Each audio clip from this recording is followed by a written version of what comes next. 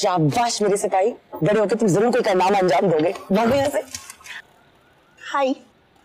पागल हो गई हो क्या? इतनी अकड़ी हुई शेरवानी, चलो उतारो से। ये पहनो। ये नहीं नहीं, ये मैं नहीं कर सकता, ये उन्होंने भेजी है। ऐसी की तैसी उनकी भी और तुम्हारी भी। चल उतार तो कि मत उतारो, चल। क्यों? बताया ना मैं ऐसा नहीं कर सकता। वहां बारात रेडी है, मम्मी की इज्जत का सवाल है। सवाल तुम्हारी इज्जत का भी तो है। बड़ी अजीब है तुम्हारी मम्मी। तो इतने बड़े घर से एक छोटा सा बच्चा तुम्हें कमरे से उठा के यहाँ तक ले आया और मम्मी खिड़कियां खोल के दरवाजा लॉक करके बैठी हुई है। Very good. अब क्या भगा के मुझसे शादी करोगी?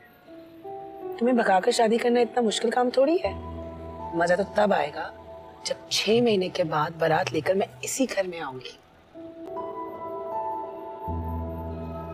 सदा सुहागन रहो।